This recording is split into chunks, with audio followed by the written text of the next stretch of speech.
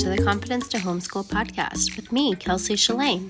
I'm a lover of all things Jesus, an exceptional wife to an exceptional husband, and a homeschooling mama of 4. Together, let's trade in those insecurities and questions of if you can homeschool for the confidence that homeschooling was the right decision for you.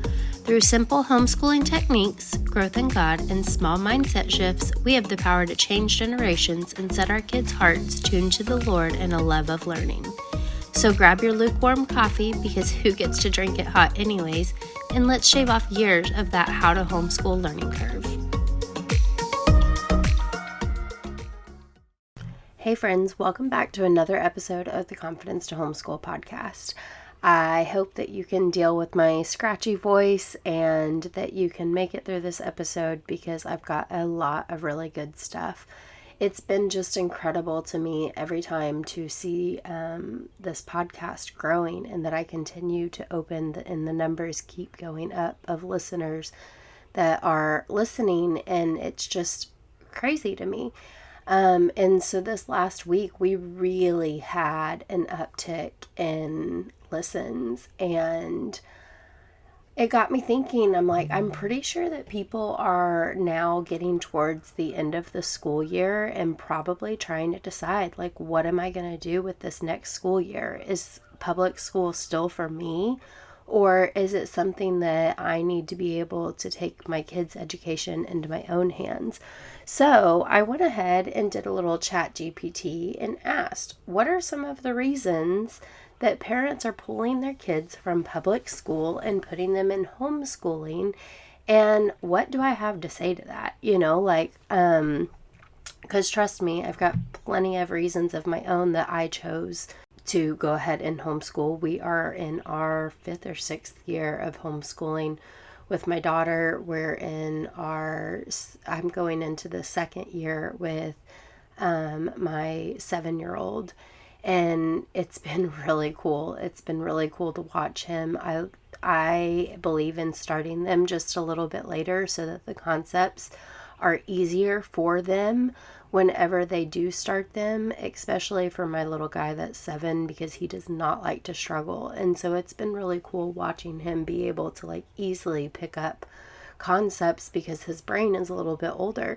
And so now he's getting really confident, and he's really feeling good about himself with his reading and with his math. And he just, in his own mind, it's beautiful, because in his own mind, he's really good at this stuff, and that is the energy I want him to walk into life with, is I'm really good at learning. I can learn very easily. And sometimes it's going to be easy and sometimes it's going to be hard. And we've gone through our hard times with him as well. But at the same time, he's now gotten to a place where he's been resilient, and he just has figured out that it's actually not that bad. Practice makes better, not perfect, but practice makes you better. You have to practice and you have to get better, and then all of a sudden you can do something. And so it's been really cool to watch those connections in his mind. But I'm getting off of topic. I'm going to go back to where I was. This is why you guys love my ADHD brain, right? And so I just am looking at all of this, and I think that that's such a cool thing for me, because I struggled so much in a public school setting of feeling like learning was hard, and I was a failure at it on a regular basis. Who would have ever guessed that I would grow up and absolutely love to learn? It's literally one of my favorite things to do now. I love to research. I love to go down rabbit holes, all of the things. So I say all of that to say, if you are a parent and you're just trying to decide one way or the other, do I put my kids in public school next year? They're already in public school, or maybe I'm trying to decide whether I'm going to do pre-K and kindergarten here at home. I would love to speak into a little bit of that with you and just tell you a little bit of my information that I have had along the way. So first thing that ChatGPT came up for me was concerns about curriculum, value, and morals. And I think that, of course, that's in the number 1 spot, because I think that that's one of the biggest things that we are learning right now is that our public schools have kind of been heisted and taken over by people that do not have the same views as us, whether they be political views or religious views or moral views. If you're somebody that believes that your children should be calling people sir and ma'am and thank you and please and having that high character, or if you're somebody who just wants them to not be using cuss words on a regular basis at home and them learning sex education at the age of 10, sometimes younger. I mean, let's be realistic. I'm shooting it high at 10. If you think that that's just not something that they should be talking about, if you don't think that, like the LGBTQ plus movement should be in the schools, I personally think if the LGBTQ movement is in the schools, then why is it that we also don't have the Bible or God in the schools? Why is that something that's so ousted?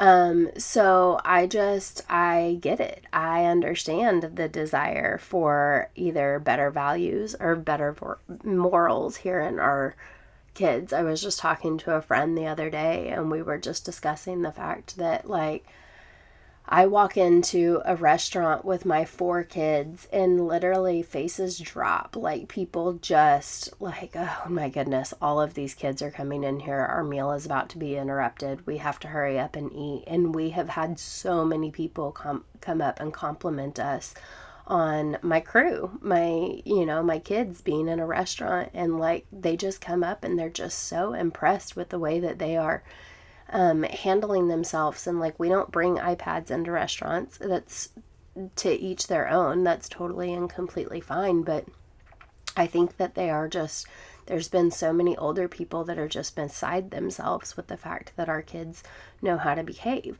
But I really want to speak into the fact that I think that a lot of moms in general, I mean dads also, but I'm speaking directly to moms, that are trying to decide whether they want to homeschool or not, that they're worried about their patience, and they're worried about their children being able to learn from them, and they're worried about how in the world they're going to handle each and every day with their kids. And I think that's a lie that we've been fed from society, is that it's hard to handle your kids and it's hard to do this and it's hard to do that with your children. But the reality is, I think that the public school systems are making that so much harder by teaching them all of these things that their brain is not ready to be learning about yet. They have all of these influences from all of these different areas coming in, and they're still busy trying to sort out what's real and what's not. And you still have that in homeschooling. Addison still comes to me. She's found a short on YouTube that tells me, that the sky is pink, and I have to have a conversation with her over the fact that not everything that we read on the internet is true. But in a public school setting, you have everything coming in from all of the classmates around you, and they're taking all of that stuff in and they're learning it. That's not exactly curriculum, but it is what's happening in the schools. That's that peer socialization that is going on. And surprisingly enough, socializing did not come up. Peer pressure and bullying did, but socializing did not come up. And for one of the first times ever that I have seen that not be one of the big conversations. But it matters. It matters who your kids are talking with. It matters the things that they are intaking. It matters the conversations that they have. All of it matters. And so, yes, are you going to lose your patience? You absolutely are while you're homeschooling. Are you going to feel like you're failing? Probably. Like, I would say 99% of us at some point in time are wondering whether we got it right or not. And are you going to feel like frustrated? Like, you're going to feel all of the emotions. In all reality, when you homeschool your kids and they're around you on a regular basis, instead of picking up behaviors from other kids at school, they start picking up on your behaviors and the things that you do.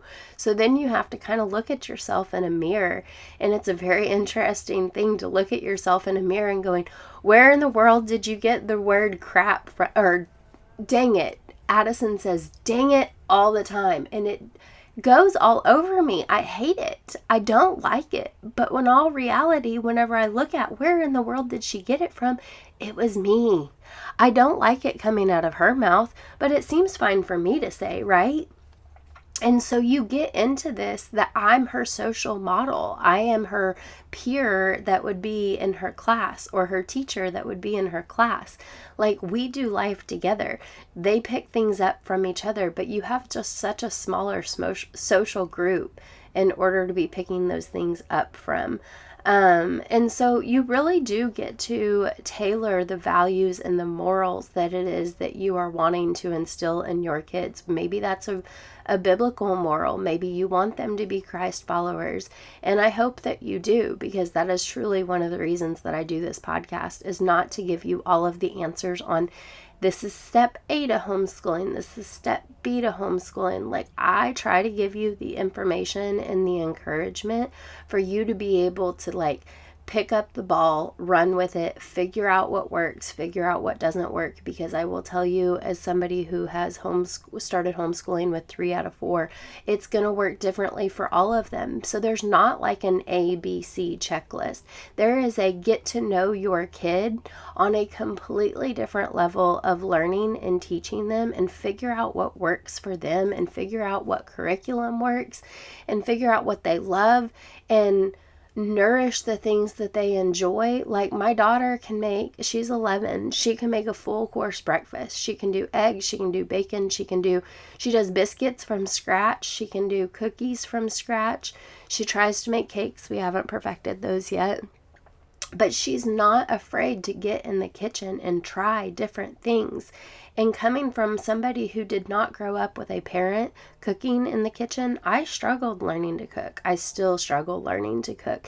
And for my daughter to have those foundational skills, and that being not even necessarily part of her curriculum, but something that she is really taking and running with, it's so cool, y'all.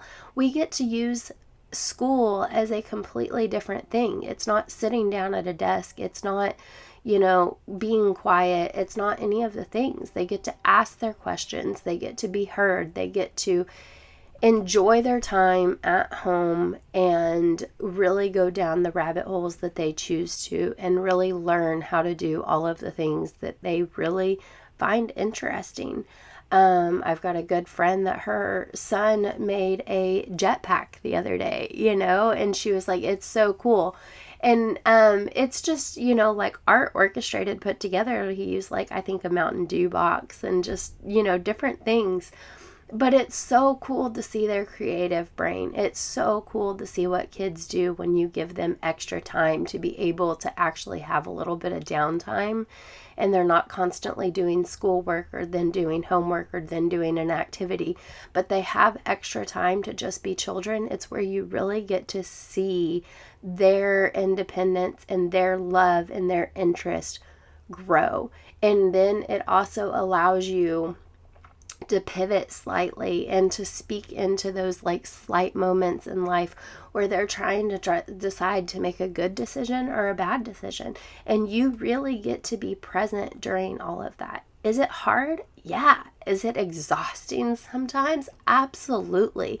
But is it worth it? Yes. I read something the other day that was talking about we only get our kids for 18 years. And yes, you still have them afterwards, but that's really the molding portion of them.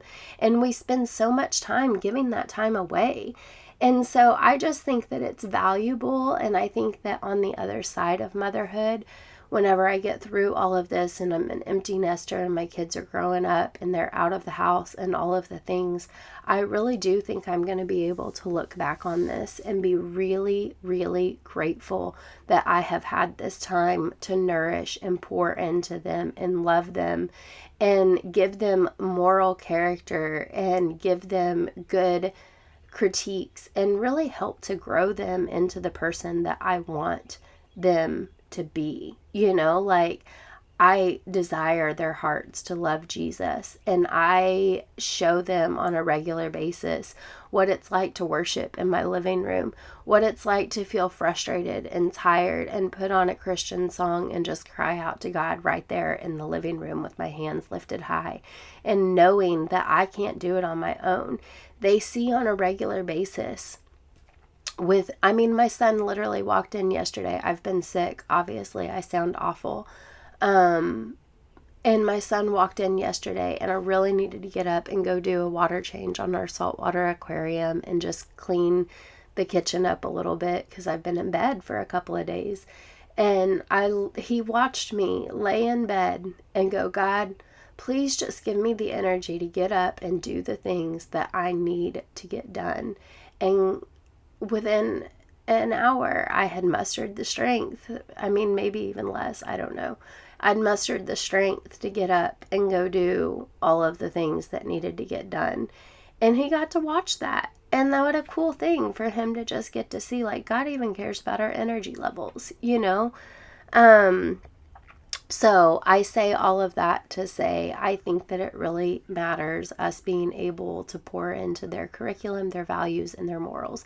To speak directly to curriculum for a minute, I want to say, and I think that this is where a lot of people get a bit scared, is choosing curriculum. There's a billion curriculums out there. There's so many different options for curriculums. There's easy open and go curriculums, the good and the beautiful. We just went ahead and ordered all of the kids' stuff this last week for curriculum for next year.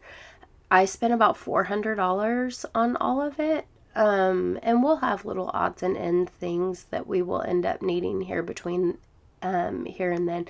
But each of their curriculums are about anywhere between like $40 to $70 each, generally, is a good price, or is a roundabout price for them. They do sales sometimes, but there are so many curriculums. Good and the Beautiful is easy. It's open and go. It literally says read to the child when they get into like third grade, I believe it is. They have like independent work that they can do on their own. And they have everything. They've got science, history, language arts, math, writing workshops. They literally have everything. But this is not about curriculum. I do have another episode where one of my wonderful guests mentions a website to go to help you rule out curriculums that are not going to work for you and pull in curriculums that you may want to look at. So I'll go ahead and link that in the description of the show notes. So that way you can kind of dive into curriculum. But that is not what this episode is about. This episode is truly about giving you the ammo to be able to feel confident in saying yes to next school year being at home with your kids. Okay, so number 2 was the academic quality. I promise I'm not going to spend that much time on every one of those. That was just the large meat and potato part of it, right? Academic quality. There is a perceived decline in academic rigor. Some parents believe public schools aren't challenging enough or don't cater to their child's learning level. Y'all, how could they? They are overrun. There is 25 to 30 students in the classes. How in the world are they supposed to keep up with all of those kids? And I see it. I see it firsthand. I just talked to my best friend the other day, and I have watched this woman advocate for her daughter who has a learning disability. And it is just absolutely insane to me. So like one of the things that she was talking about to the teacher, so that her daughter said, I just don't feel like he cares whether I pass this class or not. She had a test. She got, I think, a 50% or something very low on it. And he told her she could retake the test according to her IEP, but he didn't give her any extra guidance. He didn't give her any extra time. He didn't give her any extra work. He didn't give her anything else other than you can retake it. And so she was asking her daughter, like, do you feel confident in retaking this test if I was to send you in and take it right now? She's like, no, I don't. I still don't know the material. And so one of the things that she said to the teacher is, I understand that you are a very smart guy, and I understand that this comes easy to you, but for her, it doesn't. It's hard. She struggles through it. It doesn't make sense in her brain. And that's one of the things that I'm honestly running into with my daughter and working on fractions and percentages and all of the things. And I think that that is so important to call out, that even in homeschooling, you are going to struggle in that area. But here's the difference. Whether he did care or not, because he says, I do care whether she passes. Whether he cared or not, he is not going to do what your mom side of you is going to do. What did I do? I picked up the phone and called my friend who just graduated from teaching 5th grade math as part of her going through and finishing up her education degree. She was doing an internship for 5th grade math, or for 5th grade. And so she was just teaching 5th grade math. So what did I do? I picked up the phone and I called somebody who knew better. And yes, you can do that as a parent in public school. Yes, you can call in a tutor, but at the same time, I'm going to get to sit in with this, and I'm going to get to see how it is that she teaches her and what makes sense and what doesn't make sense. And I'm going to literally be able to handcraft and help the entire way. The class is not moving on without her. I am right where she needs to be for as long as she needs to be there, because guess what? What actually matters is those fundamentals, the subtraction, the addition, the multiplication, the division, the percentages, the fractions. All of that is going to matter. Fractions is going to matter in her cooking. As I mentioned, she loves to cook. All of that is going to matter. And the beauty of doing it at home is if it takes her a minute to get it and to figure it out, and if it takes me 5 phone calls to 5 different people, I don't think it's going to, but if it did, I'm mom. I am mom, and I am teacher, and I care, and I love you, and I will pour into you for as long as it takes for you to understand this concept. And I'm not going to tell you, I'm sorry you're drowning in it. We have to move on, because I have the rest of the class to keep up with. The house, you can tell I'm homeschooled. Okay. Or not homeschooled myself, but homeschooling. We have to move on. It's not going to happen. I'm going to be with her where she is for however long she needs to be there till she understands the concepts, because I am a good mother, just like we are children of a good father, our Father God. Like, I know how to meet my kids where they are, and I know what is to come. I know that things are just going to get harder. So therefore, I'm not going to sit here and throw her in the deep end now and watch her drown while I continue to pile more stuff on top of her, because I have the ability to slow down. I have the ability to stop and to be where she needs me to be. And then I've got my Asher, who is exceptional in math. Oh my goodness, the kid, literally, I taught him how to count by twos, and within 30 minutes, he came to me, counted by twos from 2 to 100. Anytime I ask him to count by fives, or anytime I ask him to count by tens, he exceeds the number that I gave him to count to. So guess what? With him, we do multiple lessons of math, and I get through things faster with him. It works for him. It matters. He understands. He loves it. He likes being able to do things and do things well. So guess what? You get to do it both ways. If it's a place that they are excelling in, you can watch them excel. You don't have to hold them back. And that causes problems like behavior problems, because you're bored and you're frustrated in a classroom. You already know this stuff. You just want to skip ahead. If you can prove to me in a homeschool setting that you know this, there's no reason I'm going to sit here and make you go through it. Let's move ahead. Let's move on. You can tailor that one way or the other. It's whatever you want to do. So that is one of my favorite beautiful things about homeschooling, is you get to be where you are. I will say that takes a mindset shift. It's very hard for some parents to go ahead and go, okay, I'm going to use the Good and the Beautiful curriculum this year. Let me go to their placement testing, and oh crap, they are 2 years behind. I'm making up a problem, right? Guess what? Be in those 2 years. If they're 2 years behind and they're stuck on multiplication and you're in 3rd grade math instead of 5th grade math, be in 3rd grade math, because here's what's going to happen. You're going to go back. You're going to start making those things click.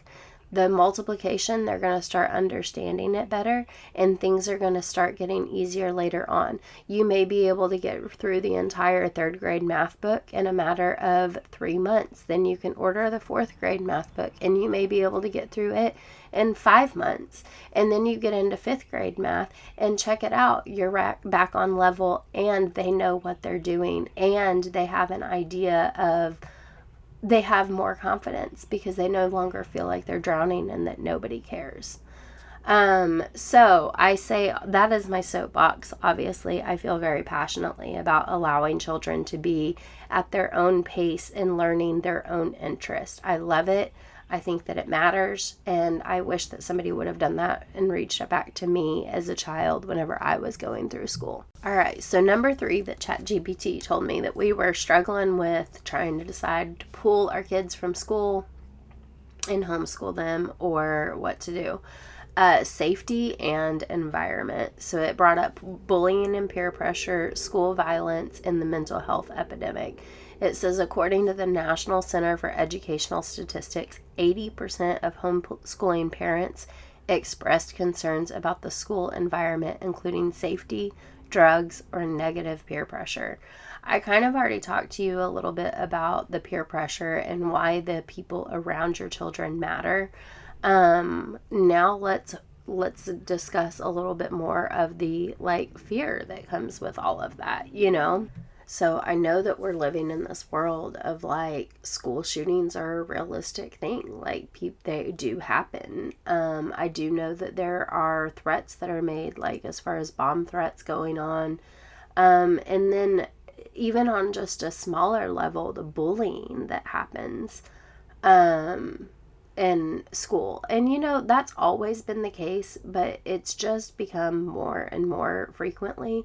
And I won't spend a whole lot of time on this area because you already know your concerns in this area. And to be honest, it's not something that I've had to deal with in present day with my children because my kids are obviously have never been public schooled. So I don't think that I need to harp on the fears as to why it would be that you would bring your kids home. I think all of the rest of the information is going to take care of that part of it. I just think that it is something that needs to be spoken to. And I think that the biggest thing that I have to say about that is that it does really matter who it is that you have your kids around. It matters who you get to pour into them. And that's the beautiful thing about homeschooling, is that you get to hand choose who it is that you allow your kids around and who it is that you choose not to allow your kids around. I know when I went to school, I was in a conversation in science class, and one of the girls talking in there was talking about the fact her boyfriend was going to bring a gun to school and shoot people.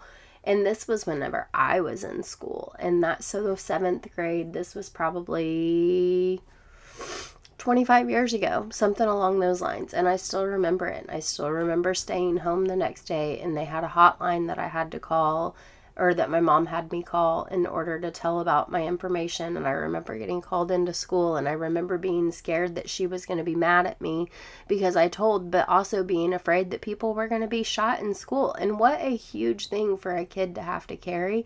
And now this is happening more and more often.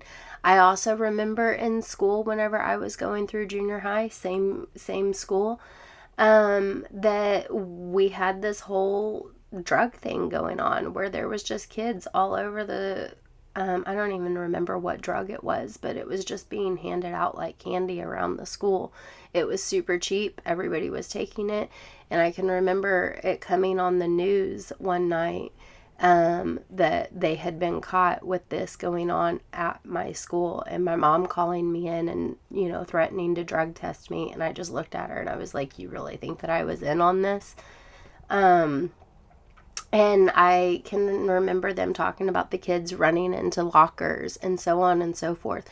But if my point to all of that is, if that was my problem in school, and I was not in a bad area, y'all, like it wasn't like I was in a bad area of like growing up in a bad area. It was just a normal school. And so if I was dealing with that, then I can only imagine what they're doing now. And then one of the things that is even crazier is Pastor Stephen Furtick said a couple weeks ago in one of his sermons, is these kids are no longer dealing with fear of missing out, FOMO. They're now dealing with POMO, which is the proof of missing out, because they're seeing it on a regular basis on Instagram, on Facebook, on Snapchat. They're seeing that their friends went and did this thing just to be rude, just to spite them, like they went and did this thing without them. And what a hard thing to be dealing with as a kid. And we wonder why we have all of this mental health going on. Not to mention the schools are also, putting out quizzes like doing, are you anxious? Are you depressed? Are you stressed? Are you suicidal? Like they're having these conversations, and the words are getting bigger, like the words are getting bigger. They're no longer just like, hey, I'm going to run away from home. Like it's now I'm suicidal instead of just running away from home. When's the last time you heard of somebody running away from home? Like, it's just crazy to me how far we've come, but it's because the more you know about those different things, the more you feel like almost that you can like relate to it, and it starts putting the thoughts inside of your head, and it's like planting that little seed of, oh, this is what anxious feels like. Oh, I must be sad. That must mean I'm depressed. But they don't understand that like so much changes in such a short amount of time. But when they're home with you, you have the opportunity to speak into those things. Like I absolutely am grateful that I have the opportunity to tell my daughter, hey, it's that time of the month. Not that she has that cycle yet, but it's that time of the month. So you may feel a little more sad this week. If I see that she is having extra issues during that period of time, I let her know, your hormones are changing right now. It's okay to feel a little extra sad, and that's probably going to change in the next week or so. But whenever you also have all of the energy around you pouring into you, and all of the people that are around you are also sad or depressed or frustrated or hate their parents or are mad at the world, whenever you have all of that energy around you on a regular basis, and we sit here and we wonder why they feel the way that they feel, because they're carrying the burdens of so many people around them. They're too young to know how to protect themselves and their energy from everybody around them. So they continue to just pile the weight on and wonder why it is that we have a full mental health epidemic. Like one of my dear friends told me how many people are on anxiety medication for anxiety that's not theirs, because it just so happens that there's somebody that picks up other people's energy. And that's a thing. That's not like I'm going against God. Like that's not a new woo trend. That's not anything weird. It's normal thing. Whenever you listen to a sad song, it's understandable when you are feeling sympathetic to that song. Like you get it. You can feel those emotions. Those emotions pull out of you. When you're hearing a sad story, you're sad for your friend. All of the things. Not that you're trying to keep them away from all of that, but whenever they're at home, you can help them to navigate it. And one thing I would like to add is the fear of the actual school, the actual teachers. I have heard so many mamas talking about the fact that they have sent their kids to school sick because they have already missed too many days from being sick. And now they're afraid that the school is going to come after them. And I just don't think that it's fair for the schools to have.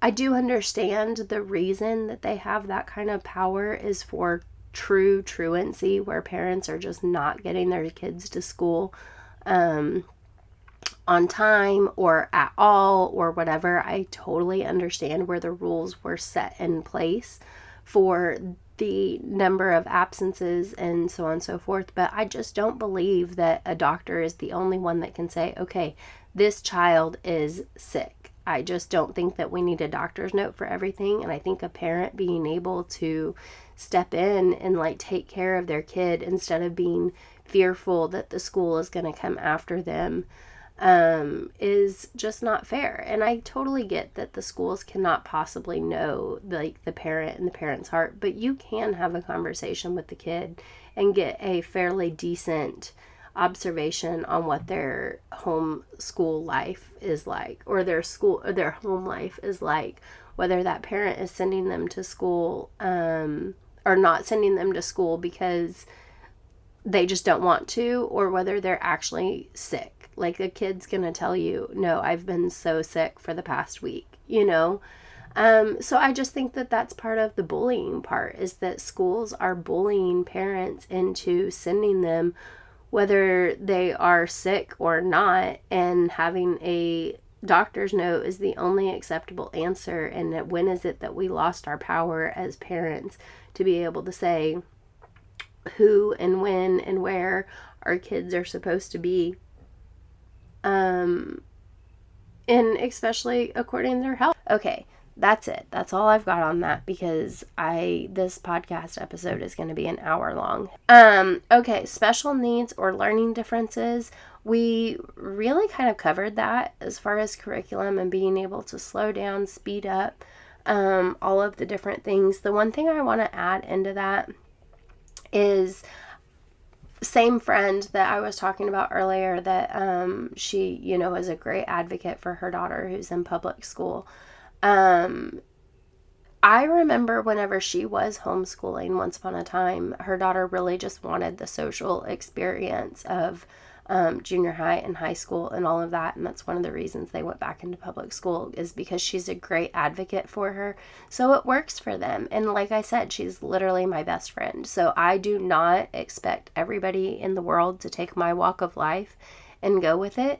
But I do think that if you are in that place and you do have a child with special needs and a child with learning differences, you do have to, step up and be like super on top of it for advocating for them. And it's hard. It's hard. To me, it feels so much easier to just do school at home. But one of the things that she did was, it was really hard for Malaya's brain to switch between different subjects. And so like Mondays, they would do 4 lessons of English. And then Tuesdays, they would do 4 lessons of math. And then Wednesdays, they would do 4 lessons of science. Like, she would just allow her to do the bulk of all of that work at one time period. So I say all of that to say, like, it's just so much easier when you have somebody with special needs or learning differences. It's just so much easier to be able to give them what it is that they need and how they need it in that period of time. Obviously, she's doing fine in school. She's passing her grades. She's making it through. It's been a struggle, but at the same time, it is what it is. Like, it's the life that she's doing great regardless, So I would love for you to be able to take away the fact that special needs or learning differences, is it hard as a mom teaching somebody with special needs or learning differences? Yes, it is, but you absolutely are capable of doing it. God entrusted them to you for a reason, and I just truly and completely believe that if you put it back in his hands and say, God, I don't know how to deal with this, he will start giving you the tools to be able to do it. Again, that's why I don't say, here's the ABC on how to homeschool. It's because you're going to have to continue to have that relationship with God and continue to put it back in his hands.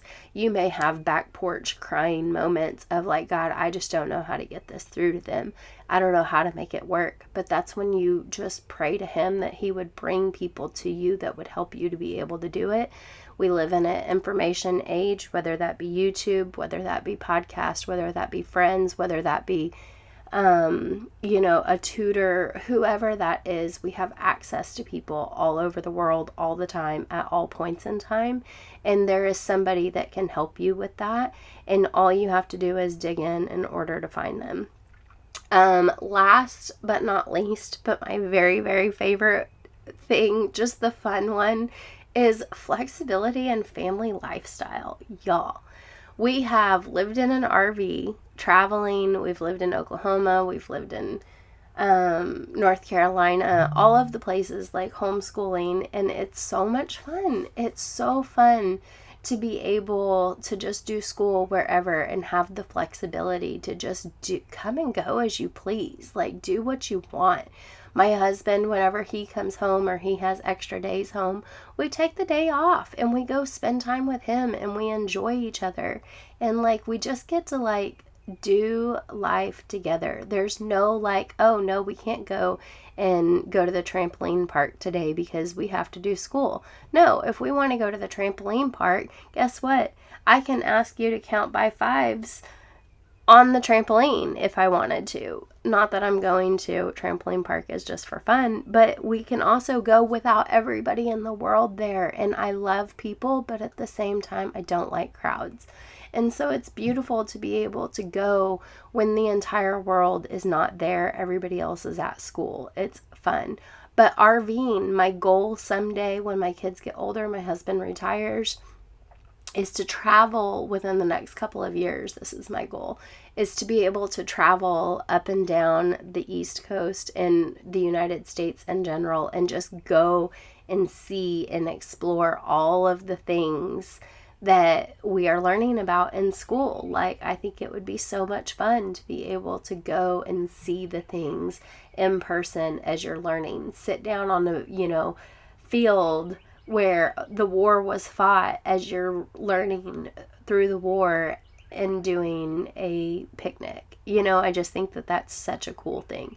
I do know that there are some families that are wanting to pursue different careers for their kids, if that's you, homeschooling might be an option.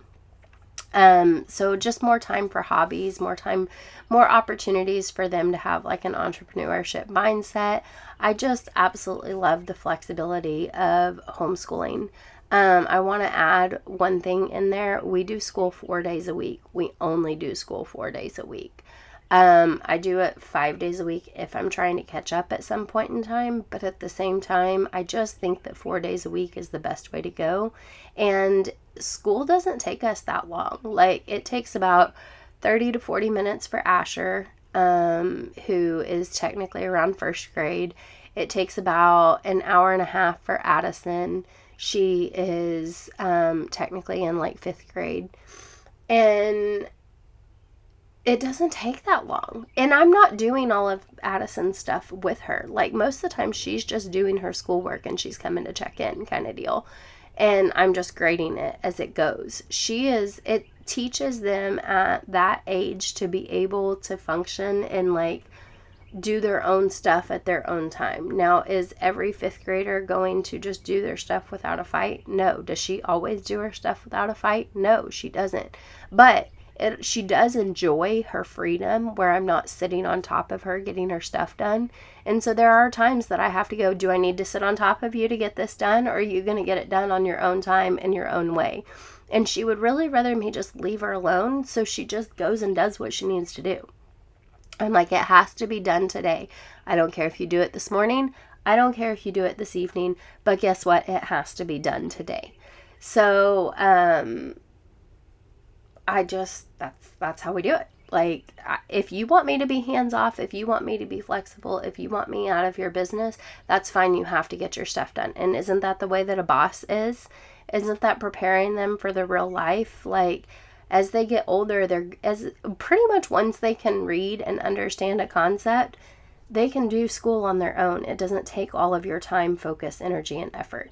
So, the last thing that I want to just note is that there are so many opportunity for resources. There's online programs, there's co-ops, there's micro schools, There are teachers all over the place that are willing to come in and teach your kids for certain periods of time. There's outschool.com, which has actual classes online that you can just pick the class. They've got fun things like spelling with Minecraft or something along those lines. Like, they've got really cool different kind of courses that you would find there. And so there's so many different resources now for the homeschooling communities and for people that are just looking for alternatives. Just because you're homeschooling doesn't mean you have to be their only teacher. It just means that you're managing their education. Like, if you have certain areas you're great and that you love to pour into them, awesome. If not, Addison's taking American Sign Language and doing reading club, book club again next year. I don't know how to teach her sign language, but somebody else does, and I'm totally and completely fine paying them to do that. So you have so many options in the homeschooling world. What I want to encourage you, again, this is not the ABCs on how to homeschool. I just want to encourage you to open your mind to all of the all of the things that homeschooling has to offer, and all of the reasons that I truly do believe that you can do it. So I want to go ahead and close out with a prayer real quick. I hope this episode today just blessed your socks off. I have so many people asking me about homeschooling for next year that I was like, I just need to put it all in an episode. Sorry it's so long, but I hope that it answered some of your questions and gave you a little bit of confidence to be able to homeschool. Okay, quick prayer. Father God, Lord, we love you. We thank you for this day. I thank you for every person that has continued to listen all the way through, for the sound of my voice, that they would just have a light heart as they would just choose to make this decision. I pray that you would have families that would just come back to you and be able to bring their kids home and be able to raise them the way that you would ask them to be raised.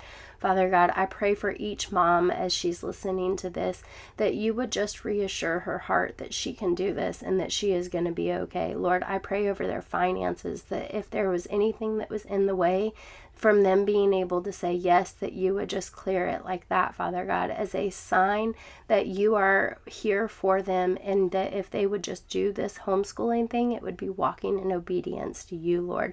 I just pray over each and every circumstance that you are seeing right here, Lord, and that you would just make it to where they are capable of saying yes and have the resources to be able to reach out to along the way. In Jesus' name I pray, amen. I hope you have the very best day. If this episode was helpful, go ahead and share it with a friend, share it to social media, and let me know if I can help in any way, shape, or form. I'm happy to have a conversation and see, if homeschooling is right for you. So I hope you have the very best day.